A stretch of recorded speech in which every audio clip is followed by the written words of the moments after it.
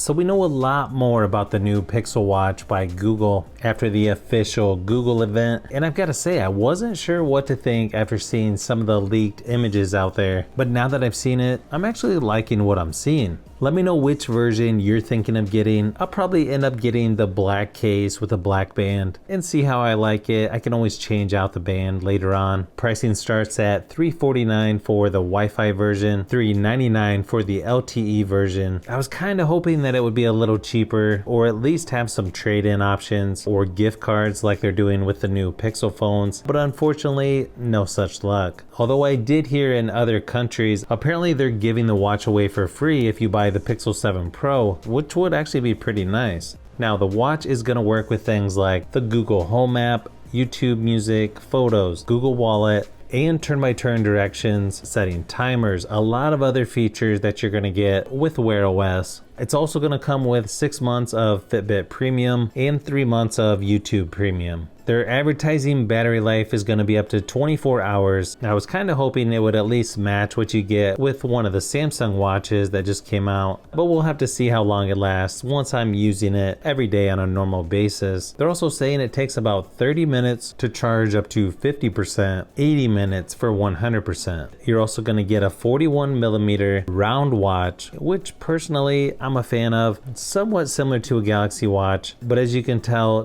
definitely a little bit different with that button on the side that you use as a dial or crown if you want to call it. You can tell they didn't want this to just look like any other Android watch. I still feel like I gotta see it in person on my wrist before I can really decide how much I like the looks of it. And I'm not sure if I'm gonna like the rounded display on there versus just flat, but it does have Gorilla Glass 5, so hopefully it'll be pretty durable. It also has a stainless steel case, and then it's available in 4 different color combinations: champagne gold with hazel active band, matte black with obsidian active band, and then you have polished silver with charcoal or chalk active band. And then of course there's going to be a lot of bands available with 5 different styles that you can get as of this video. This is going to be the first watch with Fitbit integration, and it's going to have things like all-day heart rate tracking, but even though Google owns Fitbit and is sort of combining features from their Fitbit line, this watch is not going to work with iOS or iPhones. As long as you have Android 8 or newer, it should work with this. It also has things like Fitbit heart health, stress monitoring, sleep tracking, but you're not going to get all of the features you would get on something like a Fitbit Sense 2.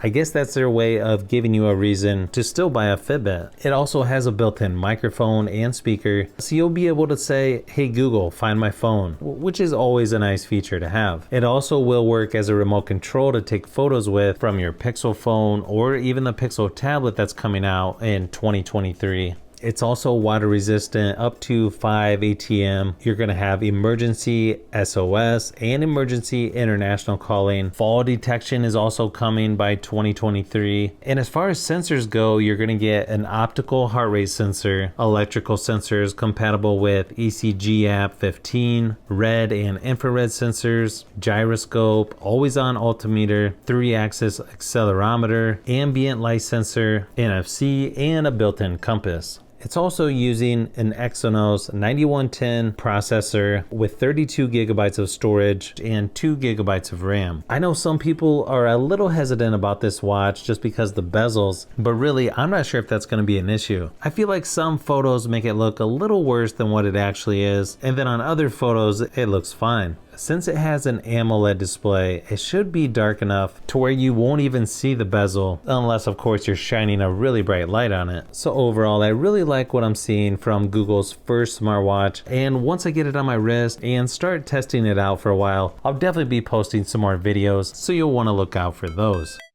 So if you've made it this far into the video, you may want to say thanks by subscribing, and don't forget to give a thumbs up if this video was helpful. This is Brian from Fishbee Productions. Thanks for watching, and I'll see you on the next one.